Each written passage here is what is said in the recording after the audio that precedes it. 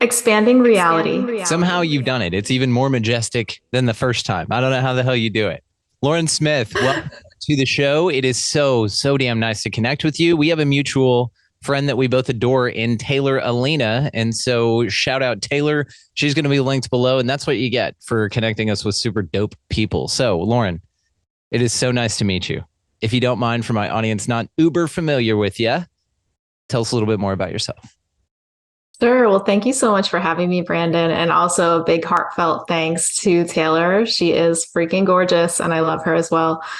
I am an author, a speaker, and the host of the Date and Peace podcast. I've gotten my heart broken so many times that I decided to set out on a mission to help other people use mindfulness so that they can have less suffering in their own love lives. So with mindfulness, where was your approach? What is your approach with anyone new? They come to you, they're like, my dating life is shit. I see all these people get married. My sister's, on her like fifth wedding, and like, I just can't find me a good man, and all that kind of stuff. So what's like what are your first things starting out there? Sure. Well, the only people that really come to me for this kind of advice are like my friends, because I'm not a coach or anything. I just want to clarify that. I'm just a human that likes to write books and shit for people. But what I would tell them is that, at least for me, a big part of the journey for incorporating mindfulness into dating at all was just being able to sit with all of me. And this is like shadow work. This is self-love. Acceptance, of course, is a big part of mindfulness. So I would say that for anybody starting out, just sit with yourself, whatever that looks like. I know we don't all love meditation. Maybe you find that going for long walks is the sweet spot, or even just washing the dishes, and start to get in touch with, when you're in that sort of like Zen flow state, what emotions or thoughts are coming up that you normally would do anything to push away, and just let them be with you. And that is an ongoing practice. Yes, ma'am, it is. It's that whole shadow integrate, and then new things. And then, we got to integrate those now. And it's an interesting journey. That's definitely a journey. And that's where we find it, is just this perpetual experience. This, verb. Life is really a verb. So with your approach to dating, it sounds like that you have had some experience with this. So what did you find in when you first started dating that's different than where you are now with dating? Oh my gosh, I was a complete mess back in the day. And by the way, back in the day is like 4 years ago. Fair enough. Because I hadn't sifted through any of my trauma. So I was just showing up with my anxious attachment style all over the place. I was most definitely the toxic one. Fulfilling karma just everywhere. And you get some karma. Yeah. Yeah. And it was never my fault, right? I was always blaming it on the other person. So finally, I was able to meet this man that, of course, I found all the faults with, this guy. And the relationship had the typical trajectory for me. Things just went from like perfect in the honeymoon phase, and then it slowly started to deteriorate, got toxic. And then next thing I know, he's dumping me at Disney World. And I'm like, oh shit, like here we go again. I do everything that I possibly can to people please and sacrifice and do what I think that they're going to need. And they somehow still abandon me. This is the story that I would play in my head, right? Yeah. And as I was in that hotel after that Disney World dumping, was when I finally had a very crucial break between fantasy and reality, where I was able to be like, shit, I'm the problem. Like, this is before Taylor Swift, guys. I said it first. I realized it's me. There's something that I'm doing. And if I can just figure out what it is, fine. Doesn't mean that I'm bad or wrong. I don't have to shame myself. I just have to get the information. Once I know what I'm doing, then I can just stop doing it. And that's when I started to be like, I don't care how uncomfortable it is to sit with these shadows. I absolutely need to let them be with me, or else I'm just going to keep living the same Disney World nightmare over and over again. Damn. And after showing him your magic kingdom and everything, Disneyland dumping and this deceptions is an interesting tie-in. We're going to go freaky woo-woo here for a second. Have you seen the Mandela effect with Tinkerbell? Do you know what Mandela effects are, first of all? I do. And I think I know. I think I have found one of my own, and I want to drop this in your face. Do you remember the SpongeBob episode where he's like lifting weights and his arm goes in like a U shape. SpongeBob, I'm talking about, not Bugs Bunny. I am not as familiar with SpongeBob. That was sort of I'm in a later generation. I'm the one that can quote you the shit from earlier, but please give me the SpongeBob knowledge, please. Well, in my head, this exists. I clearly remember watching this episode. I Google it. I can't find memes anywhere. And now I'm doubting my sanity. And I'm like, is it me? Am I really just remembering this wrong? Or is this the Mandela effect? Mandela. I'm gonna say Mandela. A friend of mine, Bo, shout out Bo. He sent me the song that never ends. Remember Pork Chop? See, maybe this is in my bracket. Okay, you mean lamb chop. Lamb chop. What did I say? Pork chop. God damn.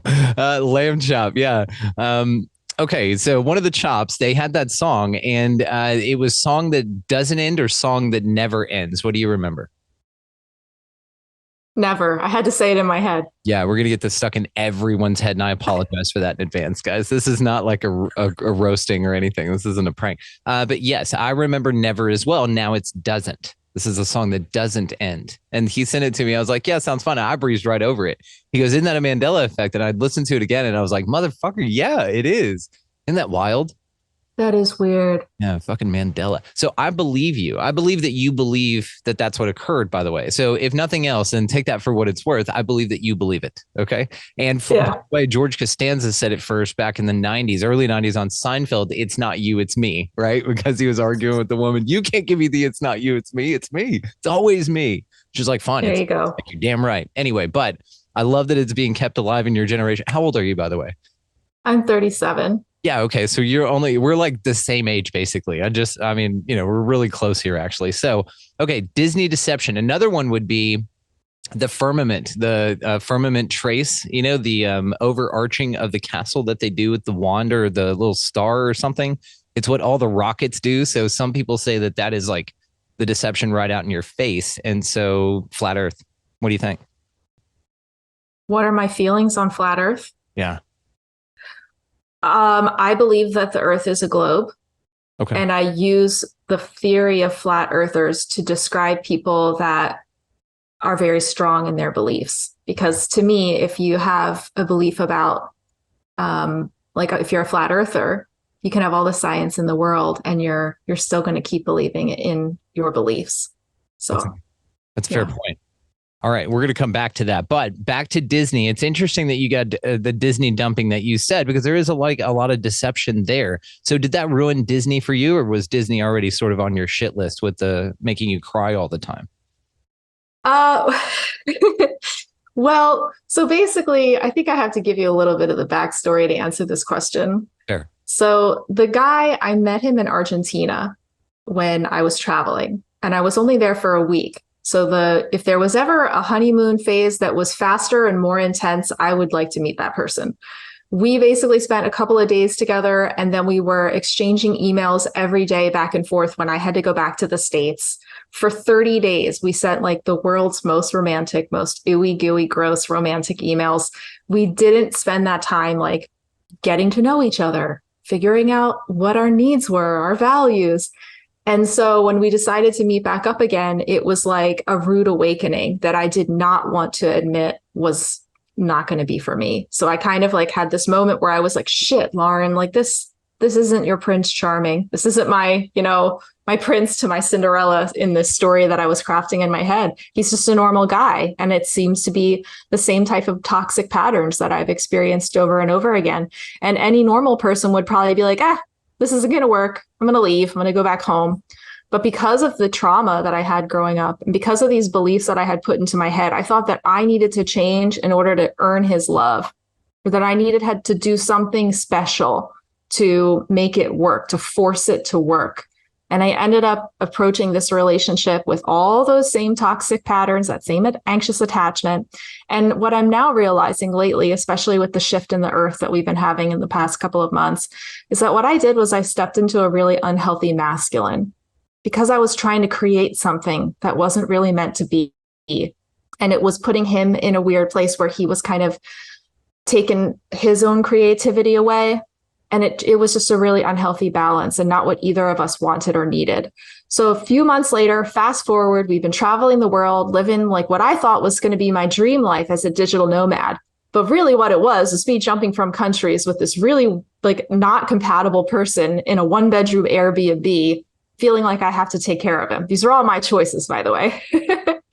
So by the time we get to Disney World, it was already shit.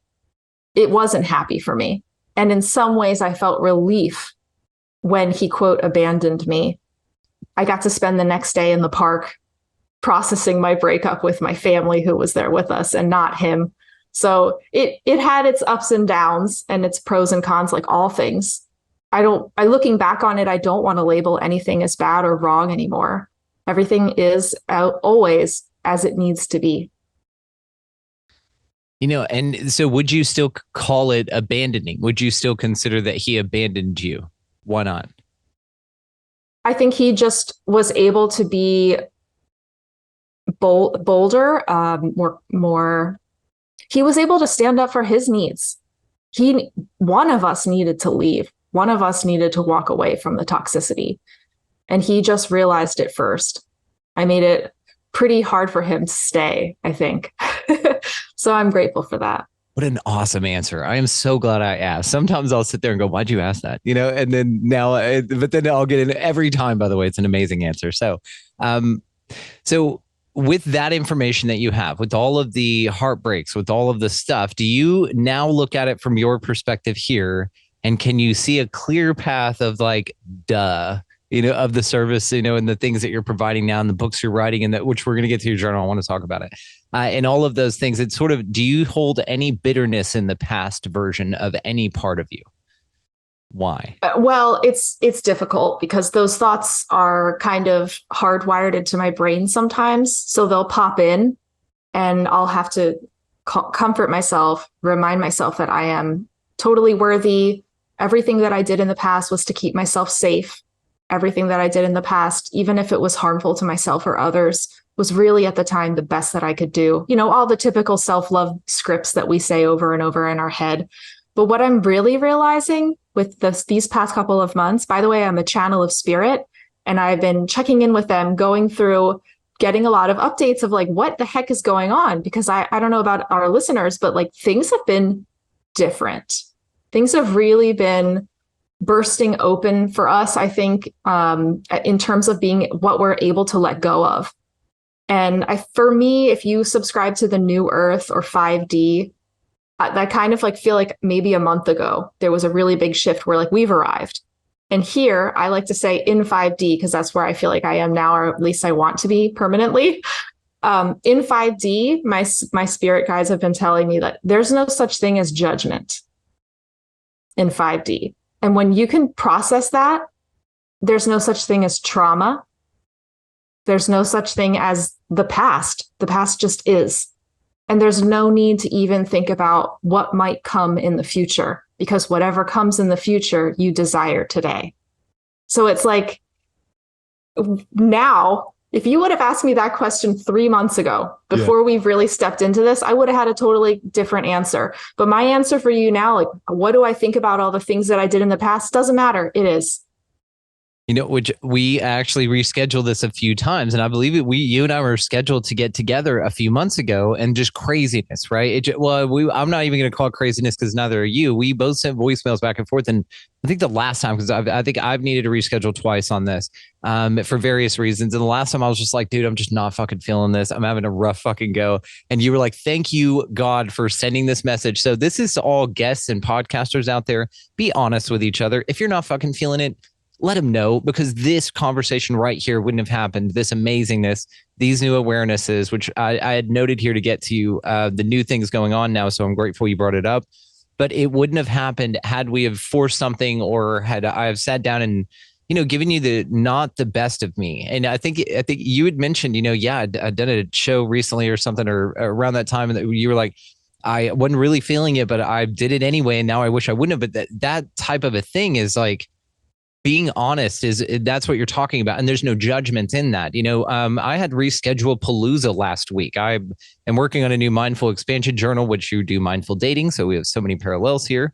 And so I took basically the week and just have been working on that. It's my birthday gift to get it out by my birthday for myself. So, blocking these things off or moving things around intuitively, I have no compunction. Like, it's no big deal. Like I'm fine with it. And what's even better is every single person, there were 3 reschedules specifically for conversations, not interviews. We don't do that here. But there were 3, and every single one of them was like, oh my God, thank God. One person, it was a presentation. He was like, dude, I don't have it ready. Thank God. I'm sitting here in front of the computer a few hours ahead of our thing, just going, man, I hope I can get that. So each of them was perfectly timed. And I've done this as well. There have been reschedules and people are like, oh my God, I apologize so much. I'm like, it's always divine timing. It always works out absolutely perfectly. And so that's one of the biggest ones for me are the reschedules. And if you would have had this conversation when we originally air quotes scheduled to have it, we would not have been speaking to the same individuals here. So about a month ago, I am smelling what you're stepping in on this, darling. Something huge shifted, and we're about a month into this bitch. And so first of all, what happened a month ago? And then I'm in your mind. And then I'm curious also what you think this time at a bigger whole is, because I love that you're already embracing the 5D and we're already here. Tell me what your thoughts are on this. Sure. Well, around that time that we were canceling, I was noticing on all ends of my like quote business, people were canceling all over the place. So I don't think it was just us. I think that in general, the energy was like, you cannot move. You need to sit right here and work on this. And what I feel like I went through, like I just kind of wrapped it up, please, thank God, hopefully about a week ago, was my ego death of shame. And oh, that was fun. Shame is the worst. Your rough one?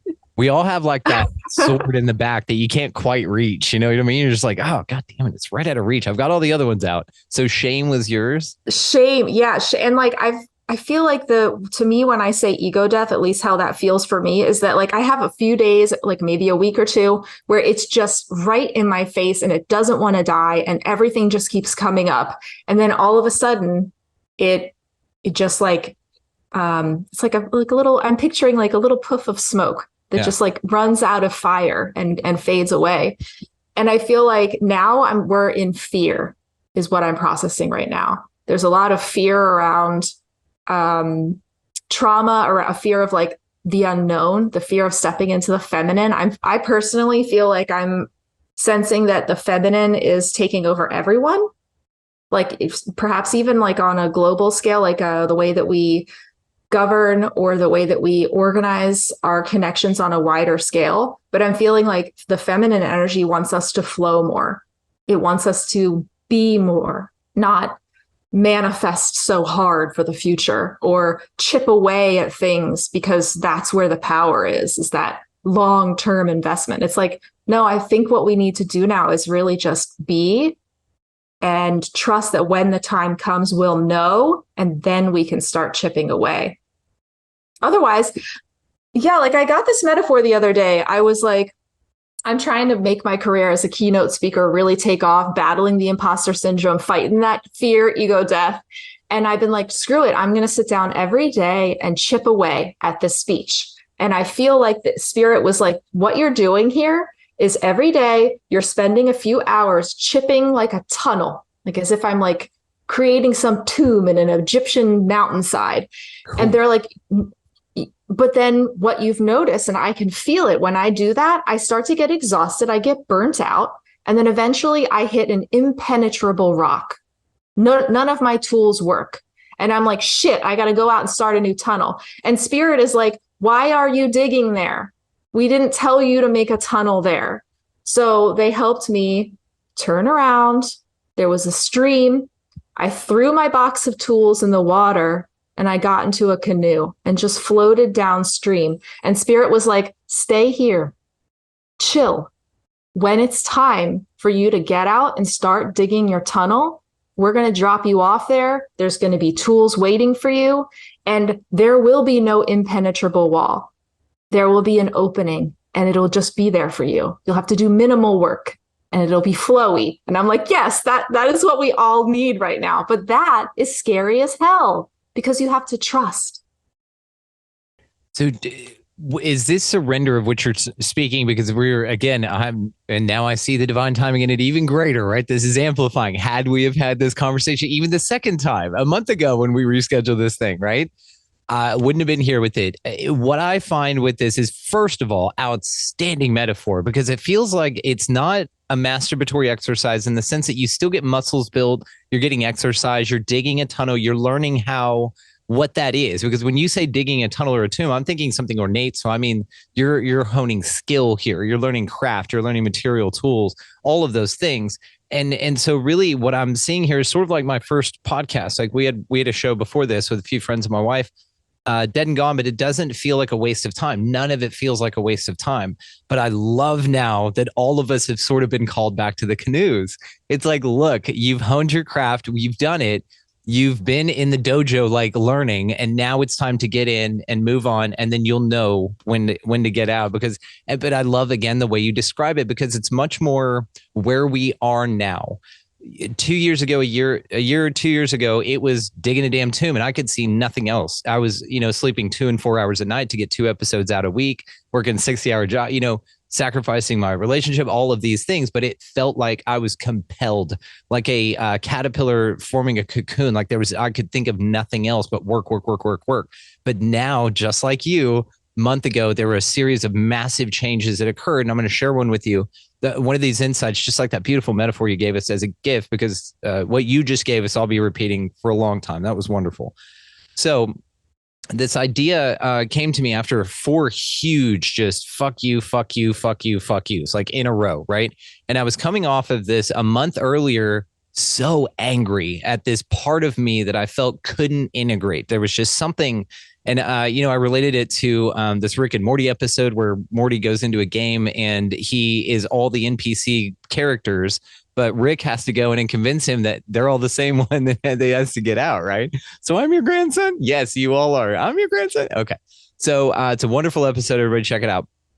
And so it was at this time I was sitting here looking at this idea. And even in that episode, they're like, dude, it's only 8% of you. 8% of anything is negligible, right? And that's what it felt like. It felt like this 8% of me that was just being such a douchebag. I'm like, dude, let's just get over that. Let's just figure it out. You have all the books in the world around you. You speak to all the right people. You know all the things. You're doing all the things. And what I realized was what I took from that moment was there was that 8% of me that would just get to a point where it was scared. And it didn't know what happiness felt like. It didn't know what not needing to survive felt like, and didn't know what receiving felt like. It didn't know that. No matter what shadow work I could do, it was this impenetrable. I referred to it as a douchebag, but I love that motherfucker now because it was one of the greatest lessons for me. And whenever I simply just said, fine, then fuck you, we're moving on without you, because the other 90% of me was standing around like aligned, ready to go. Like, let's roll, dude. What are we doing still listening to this dude throw his tantrums to halt all of our momentum? And what I really realized was not only telling that thing off because it stood up and immediately clapped for me and now was on board, it felt like this assertion of self, the CEO declarance, right? This like, yeah, we're here with you and the integration needed to happen and we love you and you're so sweet and you're a perfect part of this. But dude, we're fucking done with it, right? There was like, you've had this time, we're done. We're getting the goddamn canoe. And so it felt like this urgency to just fucking get over it. And so this assertion with CEO occurred. Then these 4 fuck yous in a row, which led me to this epiphany, dude. Laurel Erica, who I love dearly, I've had her on. Her definition of epiphany is a sudden recognition of the obvious. And I love this. And it suddenly occurred to me that when these 4 things rocked me, I kind of got the picture of, in Marvel, damn it, what's his name? Doctor Strange. Whenever he hits someone and his astral body goes out of his body, his physical body, that's what it felt like it was. I allowed it to do to me. Let's say a bomb came into my life, like a disturbance. Okay, whatever. We know what these rocks off of center. And what it did is it took me out of my present moment, which is what I learned from all of this shit. All the Abraham Hicks, everything just like flooded in like ding, ding, ding, ding, ding. So from this present moment, I was knocked out. My astral body was knocked to go back into my past and to yell at the dude a month ago or 3 weeks ago or whenever I could do the math back to how I fucked up the manifestation somehow, and to go yell at that dude who was doing the best he could with the information he had at the time. And then I would also astral knock another piece of my power out of me and go fearfully view these far-flung futures, say that 3 times fast, that didn't exist anyway, that I was giving a lot of power to the inevitable outcome of doom of, right?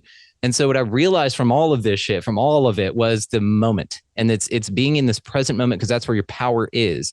And if you're offering it to all these other things, that was a dramatic example that I needed to repeat for, let's say, 20 fucking years until I figured it out. But now what it really showed me was on micro levels, right? It's because of the feather, the brick, and the truck idea. Like you get a little feather, a little hey, wake up, or you get a brick, which sucks, but it's not going to kill you. And then you get a damn truck. Like if you're not in a line and you don't get it, it's like, dude, you get these little things and now they're just feathers. Now it's like, hey, your mind's wandering over here. Let's bring it back into this present moment. Let's change, right? Is the word that I use. I'm like, come back. And this has just empowered the shit out of me.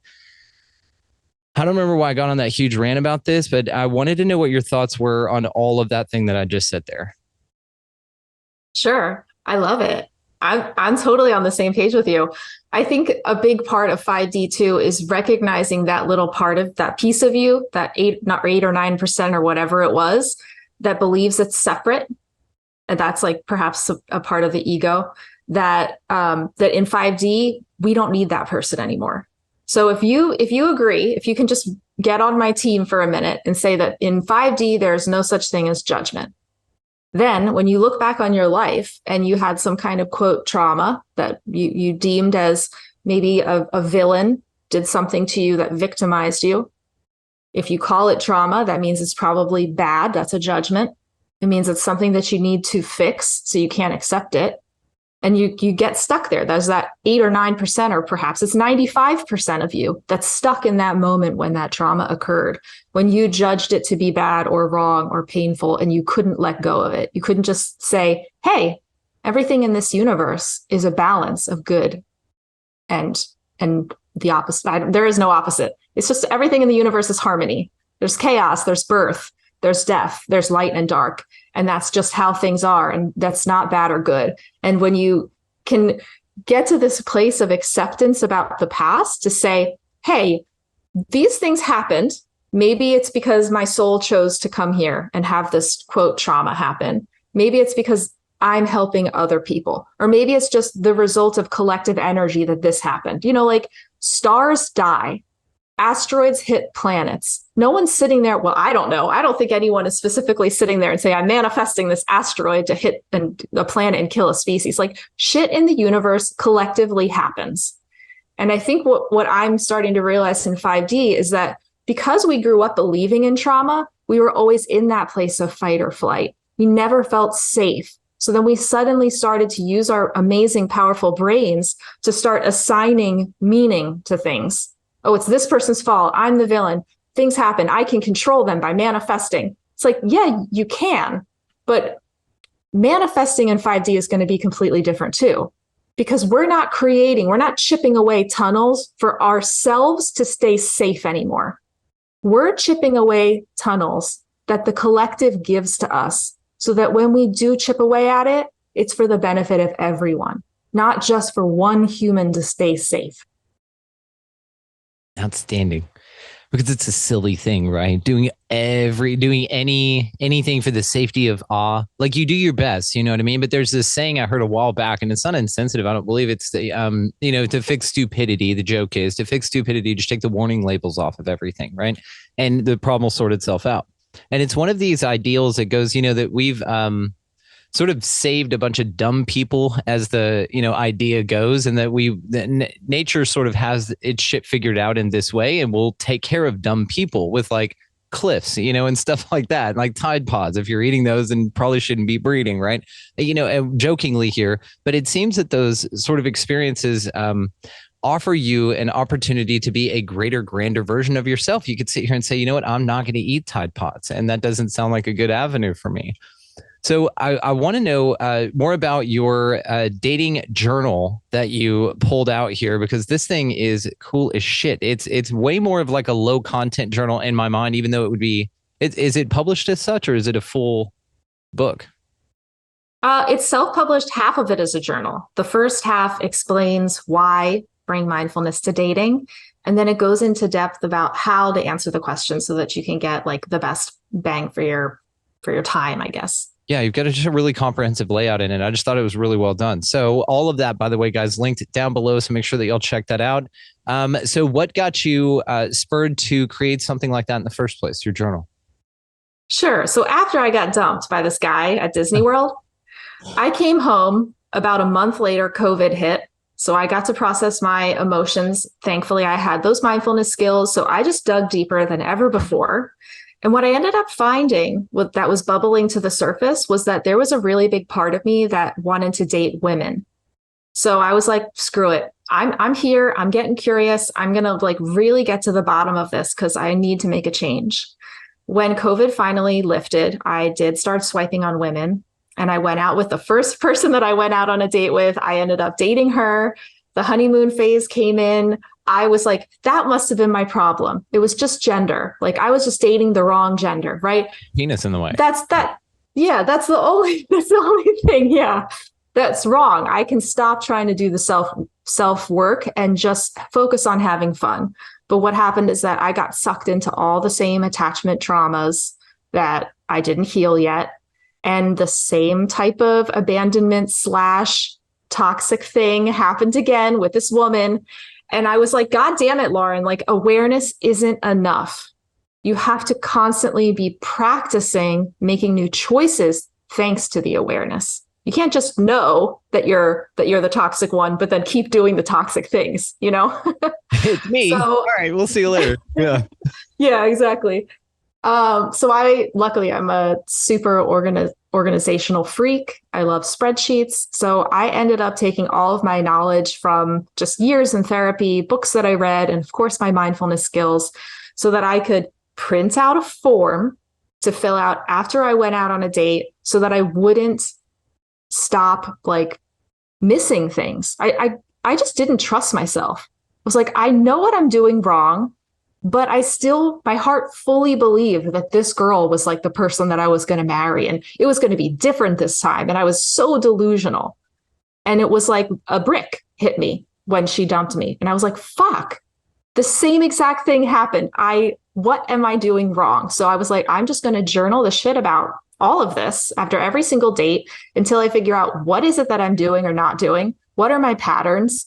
What are the things that I need to really bring awareness to? And I did it for like over a dozen dates. I felt so much more peaceful. My anxiety went away because I knew I was making time, Yeah. that if there was something, I was going to catch it. And it worked so well for me that I ended up reaching out to a therapist that lived across the country. And she was like, oh my God, Lauren, this isn't just going to work for you. This is going to work for anybody because it's like, you know, mindfulness is backed by science and self-love is also evidence proofed based, whatever. Anyways, the shit works. So we published it. We co-authored it and published it on Amazon. It's also a mobile app that's free. So Yeah. And all of it, guys, linked below. So make sure that you check that out. It's outstanding. I mean, it's very, very thoughtful. So really well done. thank you. Okay. Okay. So speaking of self-love, exploring your sexuality, talk to us about that. Yeah. So this girl, right? I really felt so differently in that relationship with her because I had this sexual attraction piece that was missing for so long. Before then, I just felt a little bit of disgust around sex with men. But I think that now, with my state of awareness, I realized that that was me feeling disgust towards my own feelings about sex, not necessarily towards the gender or the body parts of a man. As 5D has been sweeping in and bringing with it all this divine feminine, I'm realizing that there's a huge part of my softness that I've had to push away in order to stay safe. And that was my coping mechanism growing up with my own trauma, was to step more into the masculine. I just felt like I could control things there. It helped me manage my anxiety. And I just found that I ended up being attracted to really feminine energy men that weren't really doing it for me. But when I found that feminine energy in a woman, that was great. And that's where I had been for about 3.5 years, ever since the first girl dumped me. But with this 5D energy, suddenly I'm allowing my natural, perhaps feminine energy to come in. And all of a sudden I'm having dreams about sleeping with men. And I see a man walk into the bar and I'm like, ooh, I'm like, who is this girl? Like, what? So it's been kind of strange to think, to just realize how important your perspective can be towards building attraction to anyone, to any connection. So I'm excited to see what things open up for me, not just in sexual connections, but just opportunities in life, because I'm just vibrating differently now. I'm ready to receive. I don't want to work so hard to take care of everybody else. I want somebody to take care of me. Taking applications, guys. Yeah, fill them out. Linked in the show notes. Send it. Um, with this sort of like perpetual relaxation, with this new ease and flow, things come to me easily and effortlessly. What is one of the more non-specific things that you found occurred within that you weren't looking for, but was sort of an ancillary thing that occurred within the ease of your new mindset? Like you probably had that for a specific focus, maybe not as general, but were there any other things that popped in maybe that you could share with us? Sure. Well, anybody that has like an entrepreneurial spirit, or maybe you also have podcasts, knows that marketing is a bitch. Marketing is a huge, it's a trap for me. A lot of times I'll sink back into the masculine energy because I think that I have to produce consistently, and I have to make things that people are going to react to according to the algorithms. And it's just like, when I started to flow into the feminine, my entire marketing strategy changed, my brand changed. And I just realized that finally social media can be a more intuitive, authentic form of expression. And the strange thing is I'm publishing more consistently than I ever have. And I don't have to force it. Yeah, that's it. That's the secret to all of this. And I'm grateful that you pointed that out. And that's why I asked, is there's a nonchalance to this. It is, oh my God, so dope. It's when you can really trust it. And it's a lock-in thing that, man, it's tricky to like get up on that hill. But once you get there, you're like, holy shit, and you feel these abundant things flow in. It's just everything sort of locks in place. Or what it felt like for me was that I was looking at reality on an edge, and really this just sort of shifted it a little bit to where I could see everything clear. Like those art exhibits or museums where they'll have like a shoe and a window and a squeegee and like some interesting things like hanging that are unrelated, but when you look at it from a certain spot, it's like Tesla or some shit or a dinosaur. And it's like, what the fuck? How do you first of all think of that or whatever and do the shadows? That's what it felt like reality has been in this 5D thing for me. So I do want to bring it back to the split here in this 5D and the Dolores Canyon and all this stuff. I've been asking folks lately, what is the 5D? Because we're already here. What does this look like in relation to those that choose the 3D path? Is this sort of a revelation? Are you UFOs are going to come pick them up, or like what do you think is going to happen? I think that everything is as it needs to be. The people that are going to make the transition, great. There's no wrong or right in any of this. And perhaps more about where I'm heading with 5D in my head is that we're leaving the idea that we are separate. That person that's staying in 3D is also me. And I need to love them and appreciate them and support them. And that's all there is. And like, it doesn't need to be anything bigger than that. Am I not understanding the question? No, you're understanding it perfectly. And it's an interesting point that you make, because this is something I've also talked about, is this idea that, and what kind of bums me out about it. So let's say that, for instance, I know that we're not here to save anyone, and I know that I'm no martyr for anyone or anything like that, but it kind of blows, that my parents just were given information. They really, really held on to it and didn't see a reason to change their mind about it. And so therefore, third D for you, it's that thing, straight to jail, right? It's like straight to third D, oh, you didn't believe in the right God, straight to third D. Oh, you didn't eat that one organic tomato that one time, straight to third D. It's just sort of I guess the painting it with a pretty broad brush, but I like the way that you put it, where yes, we're still going to love them. The way that I've sort of pictured this split, isn't this sort of like, all right, you guys fuck off over here because you deserve it, and we're going to go over here because it's heaven and we chose the right path. It gets it's like religion with extra steps, right? So with this perspective, though, what it feels like is, if there is a thing where we experience a balance of energies, then as those that choose, because it is a choice, the 3D or that lifestyle, that technocratic whatever, they are burrowing into a really deep energy of that energy, that choice of direction, which then naturally propels us sort of like an inverse trampoline or something in the opposite direction. So we the 5Ders are just going to feel better and better and better because we're getting more and more bathed in this higher light as we ascend because those chose to go the other way around. Now, interestingly, from their perspective, they're on top of the world and we're the ones going the other way, right? So from either one's perspective, they're correct, which is perfect because everybody's getting what they want.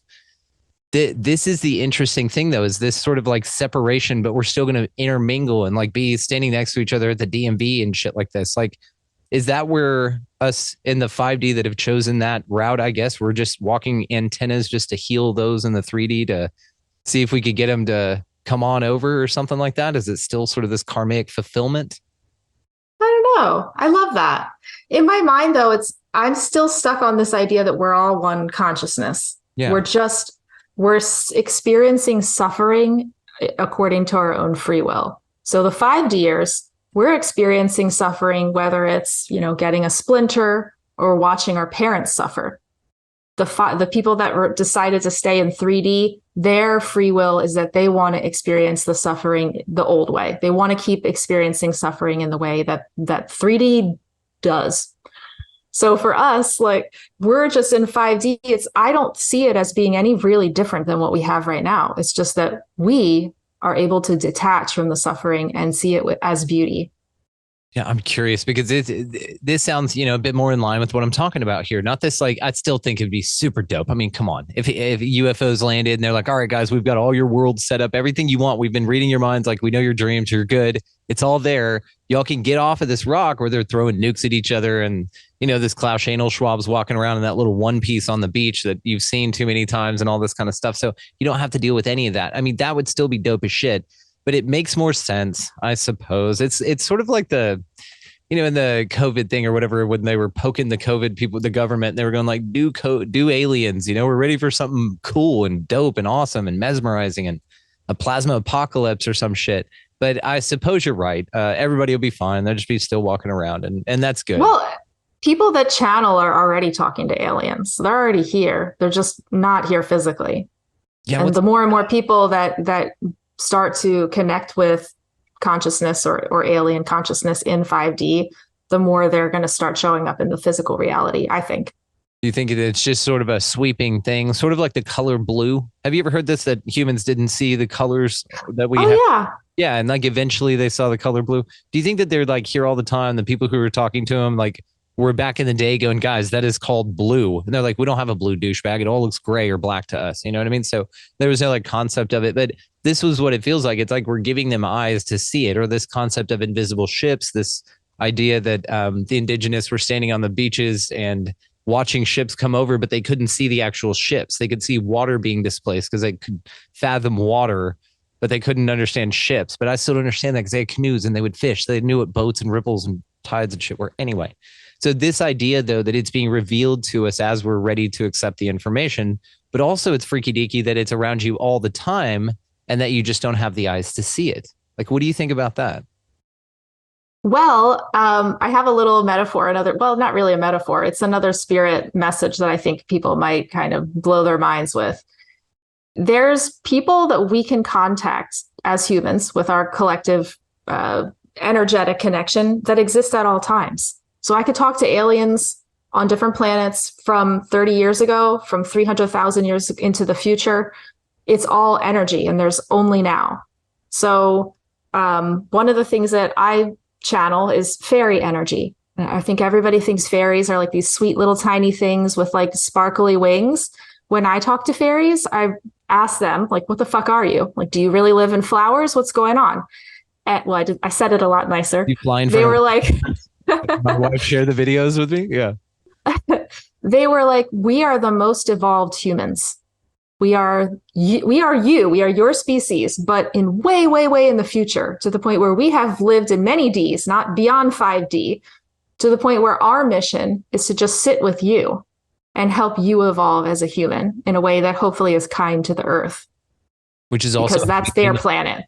Yes. We're all walking each other home, right? From different points, perspectives, time periods, because there's all of now. I know, I got it too. I'm getting chills. Oh. And the aliens are doing the same thing. I think that's why I wanted to talk about this, is that the aliens, no matter what time, I'm talking about the aliens that love us unconditionally, no matter where or when they're from, They're always here with us. And whenever we're ready to let them show up more in our minds and our bodies and our energy, they will be known. They've been patiently waiting and helping us this entire fucking time. You know what this makes me think about? I love what you said, by the way. You know what this makes me think about is this idea that like you're your own spirit guide. Like at any point in time from where you are now, your current moment of now, just from the life you can remember back from when you were a little baby, then from any moment from now, you were the best guide that you could have given yourself because you know you better than anyone, right? And so you would think of this on like a species level that if we are all this, let's say that there's like a bunch of NPCs here, but there are like 144,000 of us, right? Or something like that, you know, light work or whatever you want to say, real people playing the game is how I'll put it.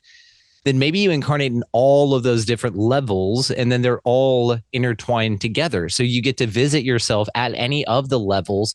But if you think about it too, our struggle to identify with that, to see them for what they are, to take the message in the way that they can present it, even though they're you and can do the best fucking job out of anyone, right? It's still a challenge for us because of the level that we're on, because of the game that we're playing here.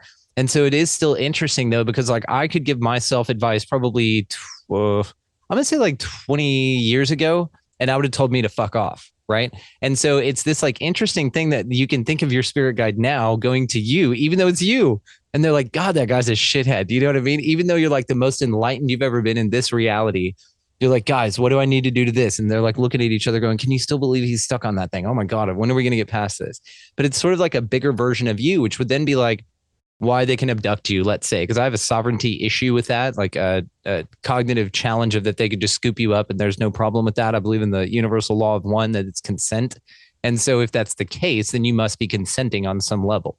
So I think it's interesting when you consider them all as spirit guides and you start thinking about that they were progenitors of you and maybe each of our 144,000, you know, sort of reincarnated in those lives, but really they're simultaneous lives, which is crazy cool. So we're like fairies right now and everything, which is the most evolved. Yeah, we've just been calling fairies. We've been calling our future selves that have been helping us all along. We gave them a name. We called them fairies. But even people that were like Wiccas in the past and, you know, all these people that first wrote any story about fairies, maybe they were just talking to human consciousness, benevolent human consciousness from the future. God. And they were like, who is this thing? They want me to help the earth. I'm going to call them a fairy and make them a trickster and give them pink wings. Oh my God, that's so cool. So do you think that they were really like that and showed themselves to that person, or they were like that because that person made it up in their mind that they should look like that and therefore that's what they look like? It could be. I've also talked to fairies that perhaps were at different times, like humans at different times of their evolution. One time I had a fairy, I was asking them about like, how do you make music? And they explained this really beautiful instrument that they used. It was like a hollowed out twig with ribbons on the end of it. Cool. And they would spin it. It was called a pinchuck, I think. And they would kind of spin it and snap it back and forth. And they were synesthesia people at this point in time. So they had evolved where they could see sounds, hear colors. So this musical instrument wasn't just creating a noise from the air moving through it, but it was creating sound, smell, light, and they were able to like jump around. It was like some crazy shit. And then a couple weeks later, I was channeling a different fairy and asking them different questions. And they were like, we don't have a physical body. We don't eat food. We don't live in homes. And I was like, what? You just told me that you use this musical instrument. And they were like, well, that's not our time. That was from a different time. And I was like, oh, okay. So who knows? Maybe at some point in our human consciousness or human evolution, we do have fairy wings and we do live in flowers. I don't know. But you can talk to the most evolved fairies as well. You talk about, you know, lowering your impact, literally your footprint on the earth by just miniaturizing yourself. That would be awesome. Genius. It is genius. Now, it is fascinating, too, that you talk about that they were from different times, because now I'm thinking of the UFOs and how they appear differently throughout our time, right? How they start as something real clunky and more Art Deco, you know, sort of retro-y saucer metal. And then now they're like glowing orbs and too small to have big humans in them. And like all these cubes and triangles and all sorts of weird pyramids and shit. And so it's interesting that they've become like less aerodynamic from a standpoint of when they first would have been rolled out, but more aerodynamic in the sense that they now seem to have some sort of technology not dependent on aerodynamics. So it's interesting to see these levels of it, and that they're just kind of time travelers, even though we paint them with this broad brush of like, oh, alien, extraterrestrial, interdimensional, whatever. But really, they're from different times, and maybe they're different us's from different times that all sort of get to come here. I don't know, get their shot. I mean, maybe that's part of your experience as that alien. You're like, okay, now this might fuck your head up a little bit, but don't let it. You're going to visit yourself in a few different lives that you've already lived that you do remember. And you'll be like, that was you, motherfucker. No, it's you. It's like, oh shit, man, it's all coming together, you know? It's just this trippy ass thing. And to some also that you said, the fairies. My wife has a fleet of fairies as her thought ninja. And I know that sentence is going to sound weird. I have a thought ninja that takes care of my spirals, right? Is an egregore that I was gifted to by the muse in a really dark time. So this dude swings in with a katana whenever those spirals start to occur, like a mindful practice, and he cuts that shit. He fucking flips it up. Is awesome. And he just goes, hey, when he's done. Now that's my tulpa. My wife has a fleet of fairies is what she calls it. And hers have like little fucking daggers and teeth, and they're ravenous as shit. So I don't know what time period that is. Maybe you could ask to see if that's more of an anthropomorphization. She could ask them. I'm sure they'd be happy to tell her. Yeah, just tell her to ask them. Okay. Okay. Well, I love this. I think this is fascinating. And I want to touch on fairies one more time with you, just to ask you kind of a silly theory that I've got. And it actually is being brought up again now because of what you said about them saying that they were in the future from us.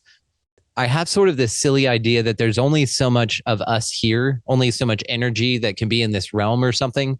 And you can manifest a certain number of sentient creatures here, let's say.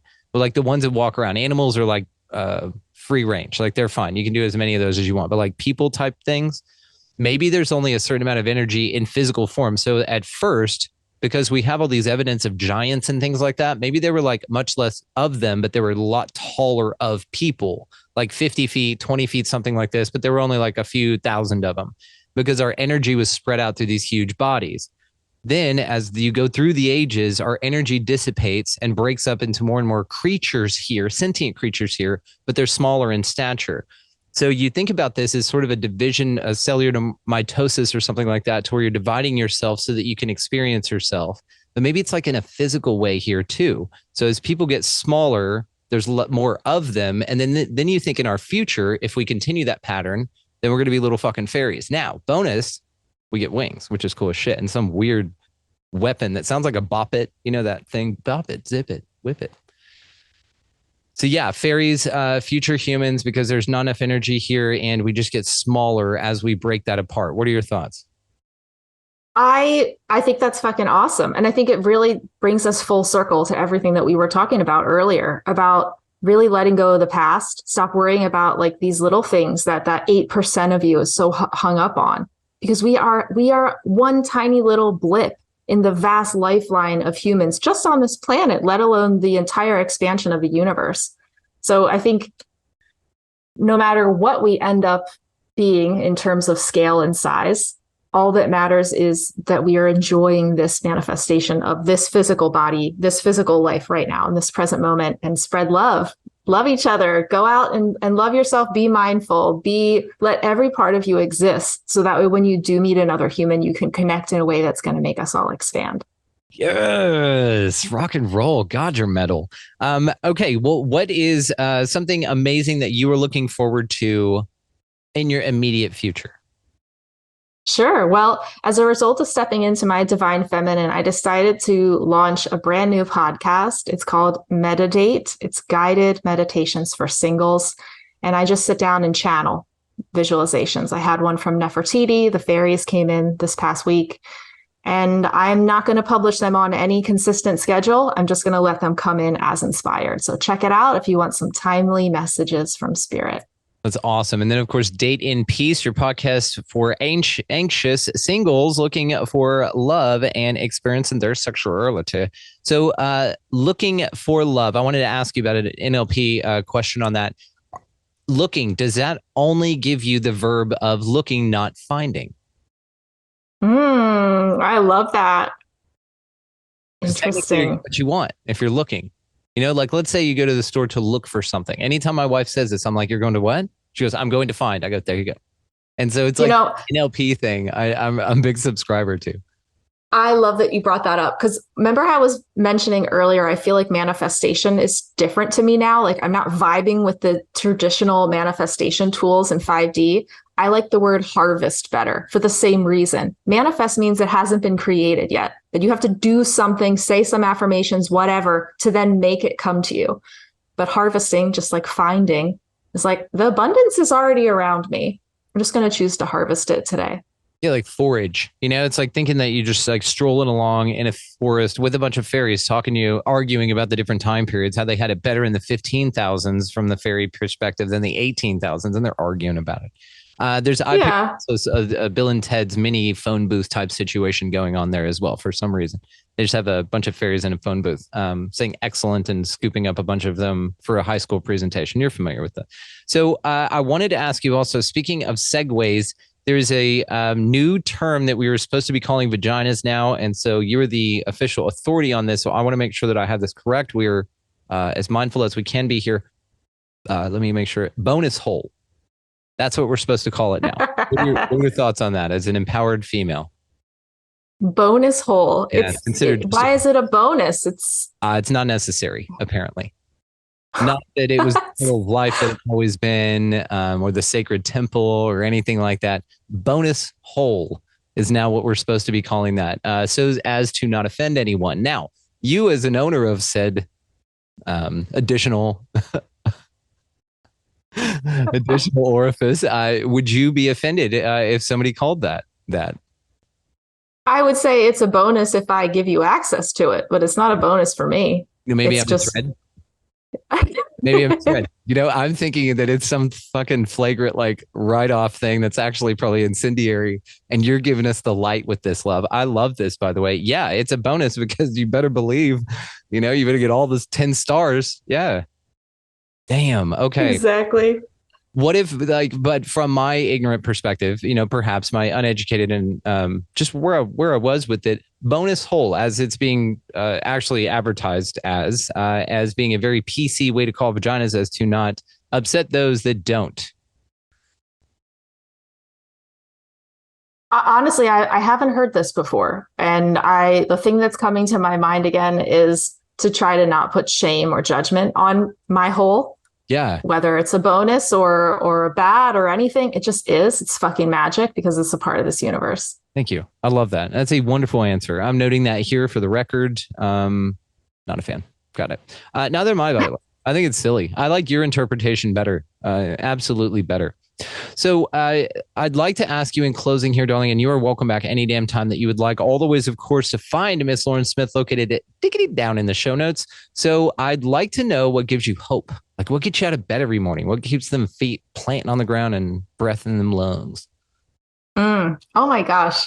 Hope is such a big question. I don't know if I can answer this so succinctly. I think that every day that I wake up and I take a little step closer to living more in alignment, more authentically, trust in that flow, I see things change for me. I see things get more peaceful. I catch myself finding even more things to be hopeful for. So I guess I'm just going to be super mindful and cheesy and say the present moment is what brings me the most hope. Lauren Smith, all the ways to find you located down below. Thank you so much. Thanks, Brandon.